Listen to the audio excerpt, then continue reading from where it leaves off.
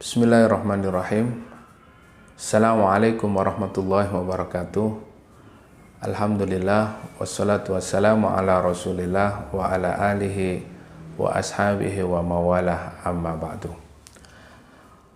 Alhamdulillah, saudaraku kaum muslimin yang dirahmati Allah, hari ini kita akan masuk pada materi keajaiban doa.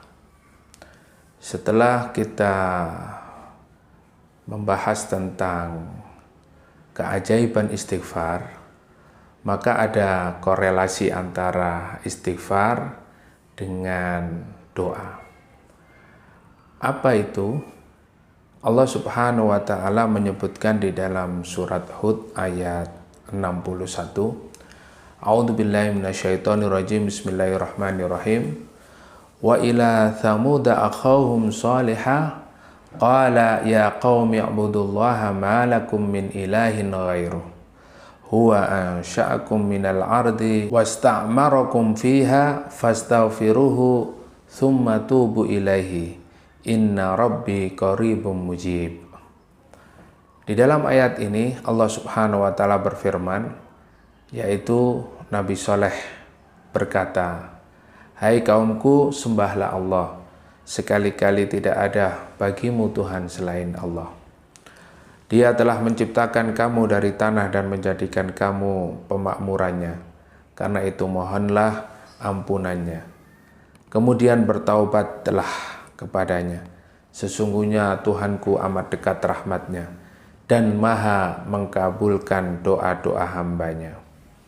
Maka di sini ada korelasi bahwa ketika doa-doa kita ingin dikabulkan oleh Allah Subhanahu wa Ta'ala, maka hendaknya kita sertai dengan istighfar, meminta ampun kepada Allah.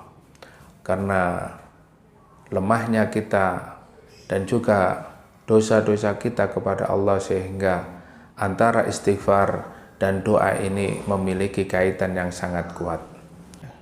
Ada kalanya kita banyak mengalami musibah yang bertubi-tubi di dalam kehidupan kita ini. Akan tetapi sebagai seorang mukmin tidak akan menyerah dan tidak akan lemah dengan ujian atau kondisi yang kita alami seperti tadi. Justru kita semakin kuat. Karena apa?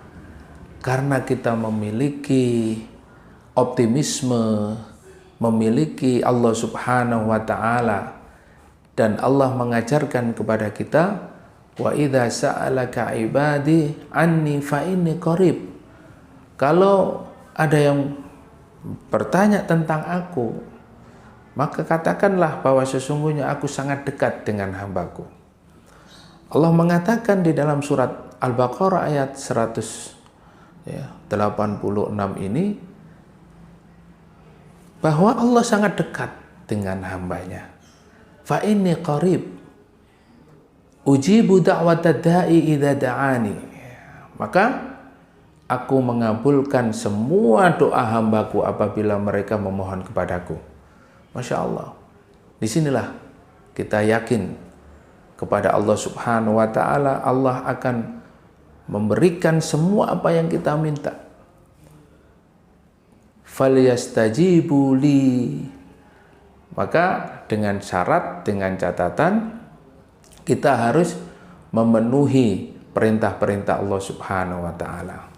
Di dalam doa ada keajaiban yang sangat luar biasa, sehingga ketika kita berdoa kepada Allah Subhanahu wa Ta'ala dengan apa yang kita alami selama di dalam hidup ini, kita memiliki keyakinan Allah akan merubah segalanya.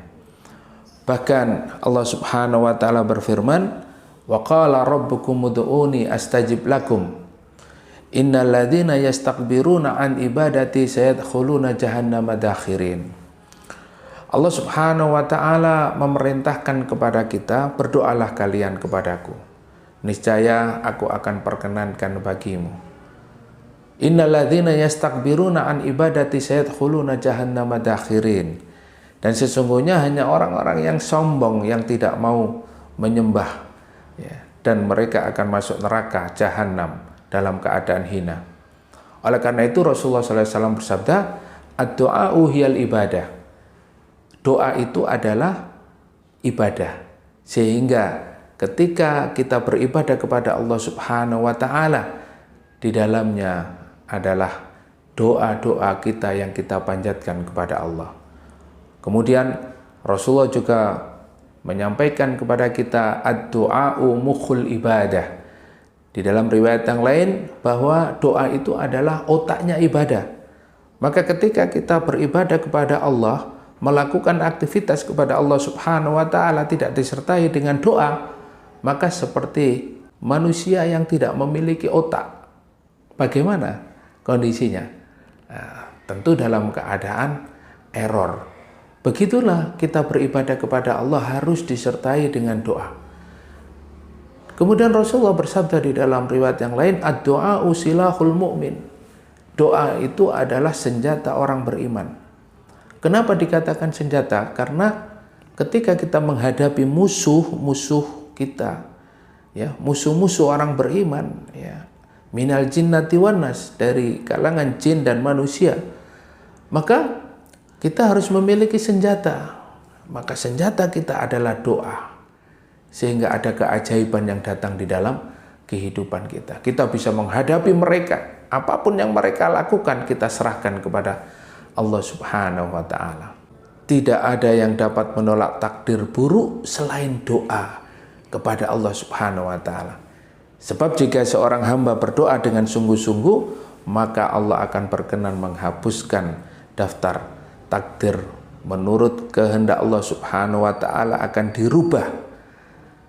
Maka keajaiban doa ini sangat luar biasa, ya, sehingga di dalam sebuah hadis disebutkan, innal abda la yahrumur rizqa bidzambi yusibuh wa innal qada'a la yaruddu illa du'a wa inna du'a ma'al qada' ya talijani ila yaumil qiyamah wa innal birra yazidu fil umr. Sesungguhnya seorang hamba itu terhalangi dari rezekinya karena dosa yang dilakukannya. Sesungguhnya takdir itu tidaklah berubah kecuali dengan doa. Sesungguhnya doa dan takdir saling berusaha untuk mendahului hingga hari kiamat. Dan sesungguhnya perbuatan baik kepada orang tua itu memperpanjang umur. Hadis riwayat Ahmad.